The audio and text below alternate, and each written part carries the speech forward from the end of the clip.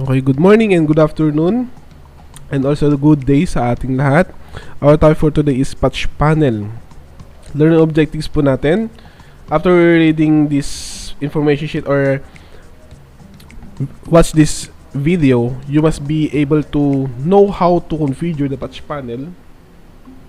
What is the difference between Ethernet and patch cables?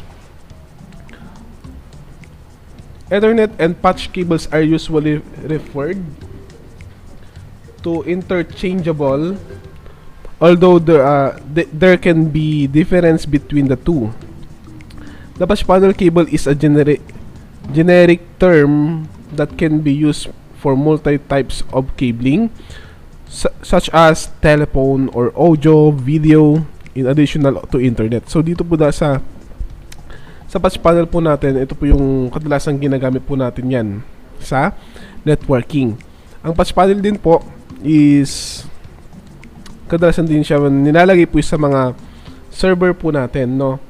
In the patch panel, so makikita po natin yung image po natin dito, yung patch panel po. So the front, meron po tayo mga 24 ports, may 48 ports, may 12 ports sa ating patch panel. In a LAN, a patch panel typically used in a commercial and industrial building to structurally attach every node within network infrastructure. So dito po sa makikita po sa image, ito po yung back po niya. Sa back po yan, meron po yan mga cable na nakakabit. Then dito naman po sa harap po niya, maaari po natin makita po dito yung mga kinabit po nating RJ45 na meron po siyang cable. Okay? That's the patch panel. So, alam ko naman nakikita nyo to na nakakapunta na po kayo dito sa CSS po natin. Ayan po ang patch panel po natin, yung kulay black. So, ito po yung pinaka parts po ng patch panel po natin. Ayan. We have 10 32 pan head screw.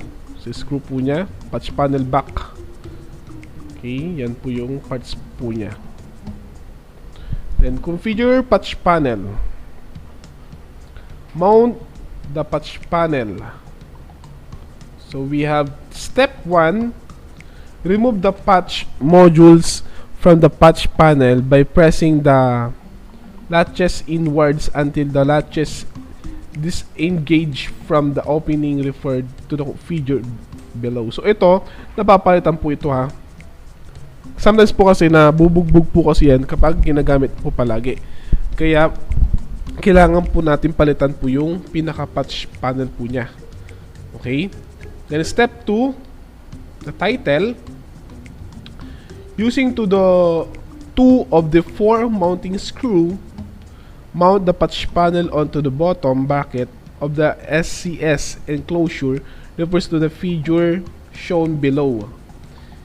If the starter panel is being used, subsequent patch panel should be installed below the starter panel.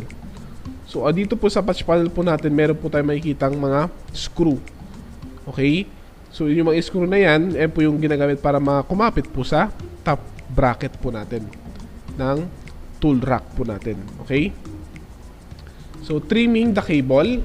Sa pag-trim po ng cable po natin, meron po tayo tinatawag na crimping tools. Doon po tayo pwede mag-cut po ng mga wires po ng patch panel po, ng cable po natin. Okay? Trim the cable to length.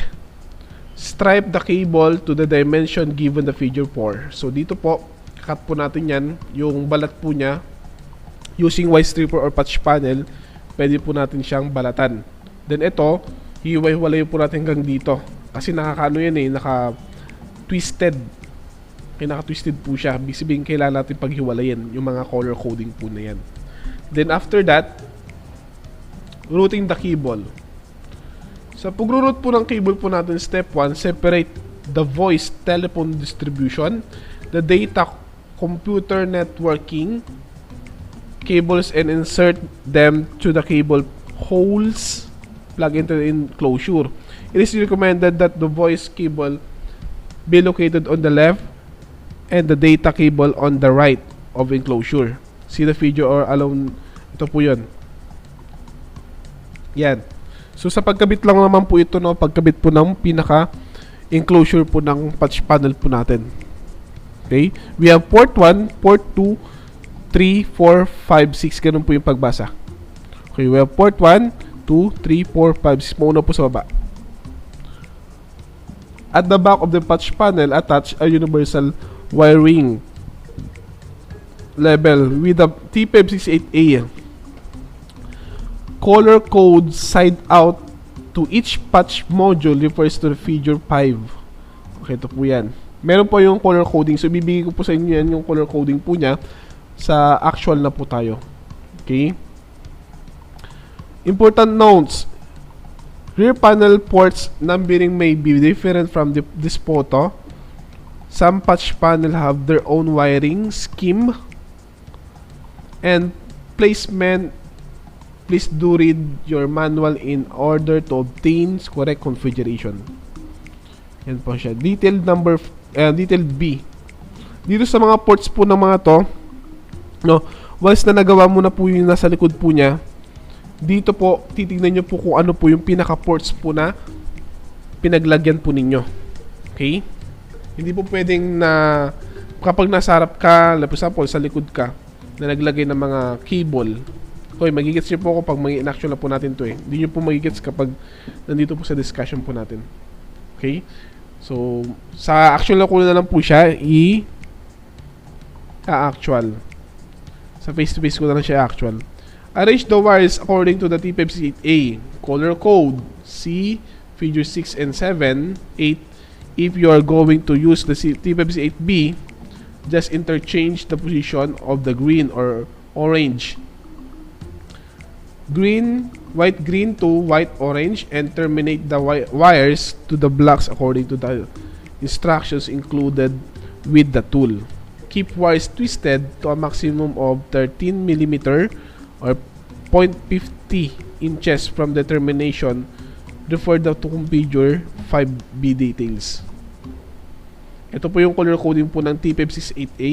We have white, blue, blue, white, green, green, white, orange, orange, white, brown, brown. So dito po, kailangan po natin yung mahaba po dapat ang pagkat. So actual po natin yan kapag nandito na po tayo sa face to face. O pwede natin naman po siyang i-actual kapag meron na po tayong face to face. Okay, color code. Diyan po yung color code po niya. Install the patch modules into the openings in the patch panel, feeding excess cable into the wall cavity. Okay, dito po siya nilalagay. Sa ano po to? Sa likod po siya nilalagay.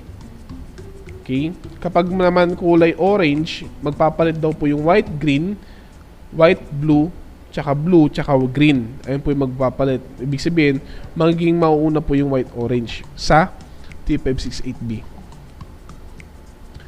Step 7, patch panel color configuration.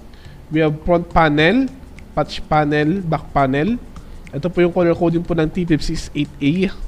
Meron po tayong white, blue, blue, white, green, green, white, orange, orange, white, brown, brown.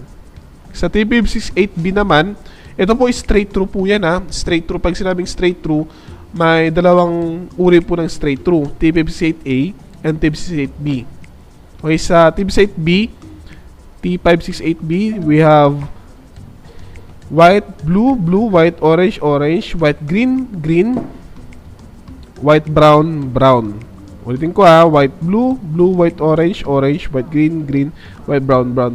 Pag-isulat po ito, okay? Yung color coding na ito. Kailangan po nyo yan sa actual.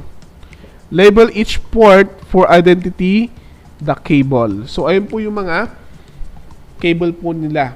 So, sapat sa RJ45 po natin, kung meron po tayong straight through, crossover, and rollover, dito sa patch panel, meron po tayong straight through lang. Okay?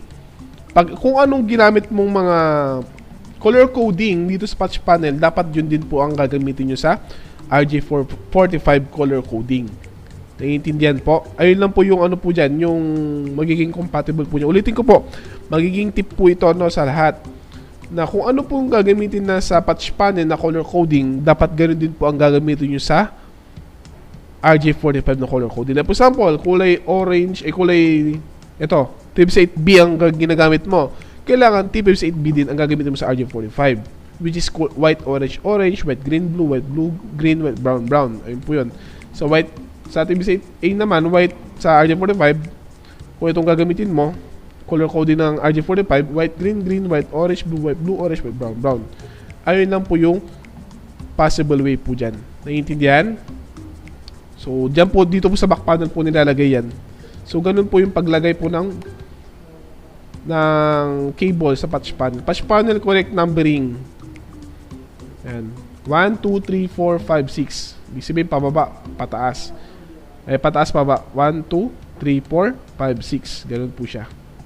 Then, note, back panel configuration of patch panel may vary depends on each manufacturer. Depende po yan sa mga manufacturer po natin. Ito is AMP. And AMP and Net Connect. AMP po yung naggumawa. So, ayun po yung dapat basa niya. So, ayun lang po yung topic natin for this day, for this week. Sana may matutunan po kayo. Then, also, makitake po yung quiz and activity doon po sa LMS po natin. Thank you.